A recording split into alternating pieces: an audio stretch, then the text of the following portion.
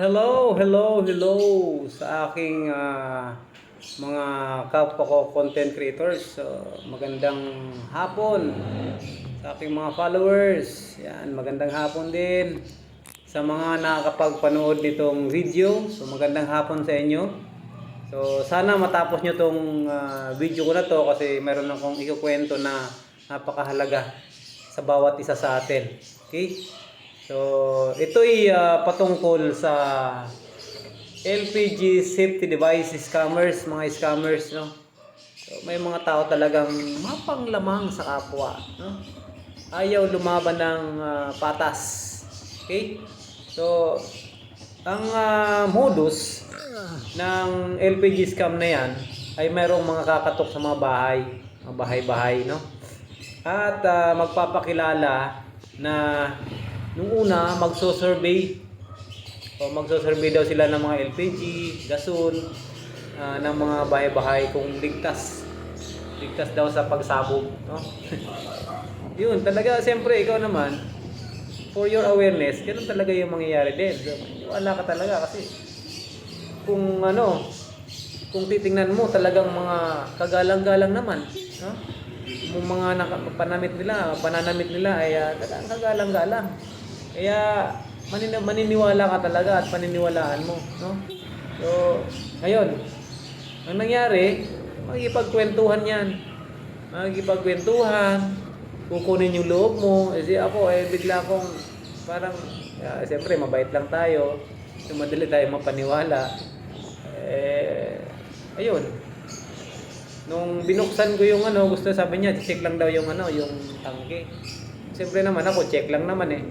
Hanggang sa tuloy-tuloy siyang dumiretso dun sa kusina, no? So pag check up ng tangke, so ayun, check, papakita siya na may singaw yung hose at sasabihin hindi ligtas yung hose natin, yung hose mo, at epektibo na pati yung regulator. O kaya siyempre takot ka, tapos kung ano sasabihin, yung mga papakita kayo mga picture, may mga picture yan nadala, may mga pagsabog, kunyari ganyan, yan. So, bibintangan doon, kasi bibintangan kanila nung dala nila, meron silang dala eh. Okay? Alam niyo ba kung magkano? Unang sabi sa akin, 6,500. Sabi ko, mahal naman yan. Pero sabi niya, sige, since nandito na rin naman tayo, so ibibenta ko na lang sa'yo ng 4,500. Sabi ko, mahal pa rin, hindi. So sige, sabi niya, ano na lang, pinakamababa. So sabi niya, atin-atin na lang to. So 3,500 na lang daw, 3,500 na lang daw pesos, no? 3,500 na lang daw. So ayun, nabili ko yun. So, pero itinawag ko muna yun sa asawa ko, ganun, na meron niyang pumunta rito na. So no choice na ako kasi parang hindi ko alam kung ano nangyari. Ang galing nila eh. Madali makuha yung loob mo, no? So, pero nung time na yon, mga last year, so naisipan ko tumingin sa sa Lazada, online. Pagtingin ko, parehas lang naman yung binintay niya, tsaka yung nandoon. Alam niyo ba kung magkano yung presyo lang? Nasa 400 mahigit lang. Yung iba, 500 plus. Kontakin mo yon. So tapos sasabihin nila, magpapanggap yun na may mga kamag-anak, may mga kakilala. Yan. Yun, yung mga kapitbahay natin. Yan, yung sabi sa akin, yung kapitbahay ko, umilibid daw. Yan. So buti na lang. So research. So may mga parang nag-pop up sa wall ko na, ayun nga, merong scam pala yun. Sabi ko, naloko na. Sabi ko na nga ba eh. Ayan. So, salamat sa mga social media kasi may mga ganito, no? Mabilis kumakalat yung mga ganitong issue. Okay? So, alam ba, may mga lang nila. Yan. I-share lang. So, please guys, pa-share nitong video na to para yung ibang hindi pa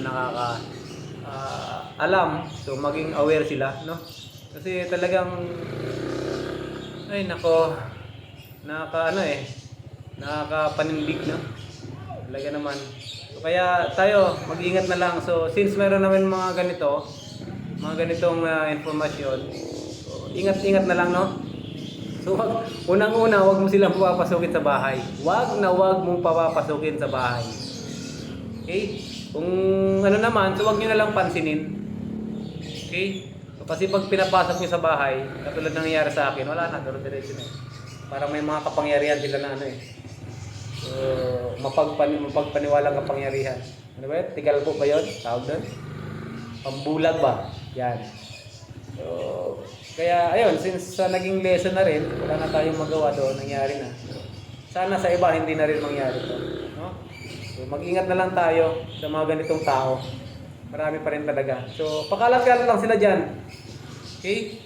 Kaya pa-share nitong video please. So para maging aware yung mga kapwa natin, ha?